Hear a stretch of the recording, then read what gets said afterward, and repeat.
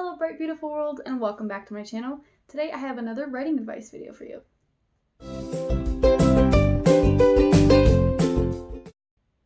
So today's video is brought to you by Instagram. So basically if you guys follow me on Instagram, you would have seen that a couple weeks ago I posted 2 of those little questionnaire things, like those little question stickers that they have on Instagram, and I asked you what books you guys wanted me to review for you, and also what books, or what were your goals in terms of writing, and I had a couple of people post to each one.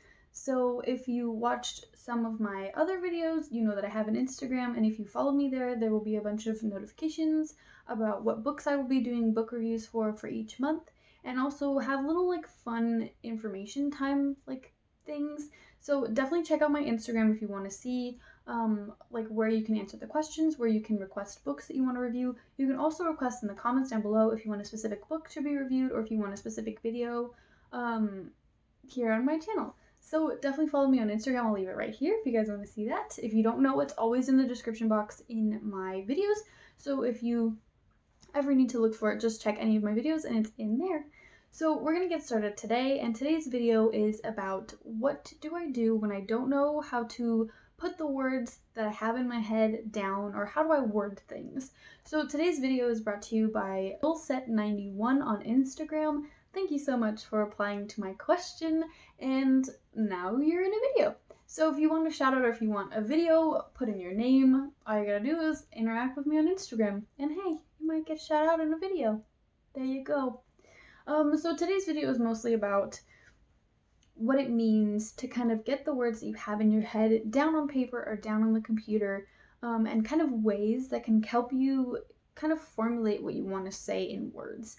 And you don't always have to be writing a short story or a novel or even poetry. It's whatever form that you want, or even just any way to get the words out. So if you have it, things in sentences or in fragments, put them down that way. You don't have to put them out as, complete coherent sentences.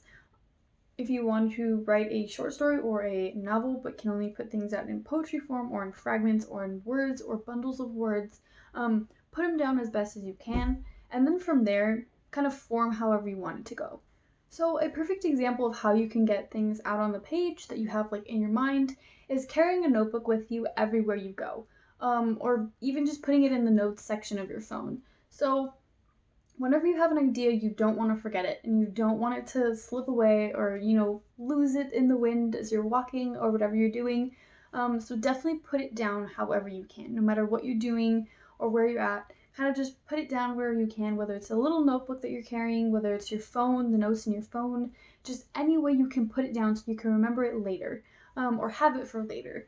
And if you have a hard time of getting whatever's going on in your head perfectly down on paper, don't worry about it. It doesn't always come out perfect the first time. Just put it down how you hear it in your head or how you imagine it in your head. Just put it down. It doesn't matter what it sounds like to you, what it looks like, just put it down. Always keep writing, always be putting out whatever you're thinking, because you don't want to lose whatever it is you could have, formed up from whatever it is that you either have a fear of putting down because you don't think it's good enough, or because you think that it doesn't make any sense. It doesn't matter. All you have to do is put it down. As soon as it's down, then you can worry about whether you like it or whether you think that it could work, how you can formulate it, all of those kinds of things. There's always a way that you can change it and make it how you want it to be, how you want it to look, how you want it to kind of sound. All of it goes from there, but always put it down. The first draft is the most important because it gets the idea on the page. From there, then you can start editing and changing it however you want it to be. But I think that the best way to do this is to always carry a notebook around, and no matter what it sounds like or what it looks like, just put it down. Because if you put it in the notebook or in the notes section, as long as it's written out and it's formed somewhere in the universe, as long as it's out of your head somewhere, then it won't seem as weird to you, or as you can't put it down, or it doesn't make sense, or you can't get the words onto a page or onto a computer, or just down in general. So as long as you have this form of being able to just write, not thinking critically with your, side of the brain that's, critiquing all the time and editing, just push that critique mind out of the way.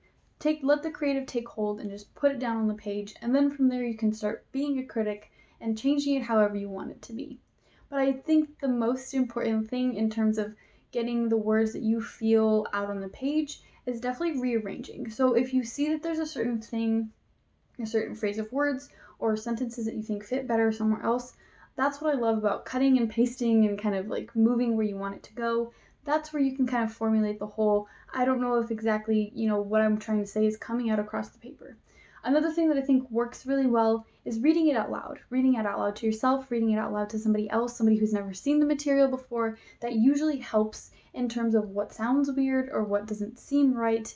As long as you kind of verbalize it some way, whether it's you reading it or someone reading it to you or you reading it to someone else, verbalizing it usually helps you find what you don't like about a certain thing and kind of gives you that feeling of, oh, okay, I think I like this word better. And sometimes people, if you're, bouncing off of somebody else or a group of people, they'll give you suggestions of what they think could sound better or might sound better in terms of what you had originally had.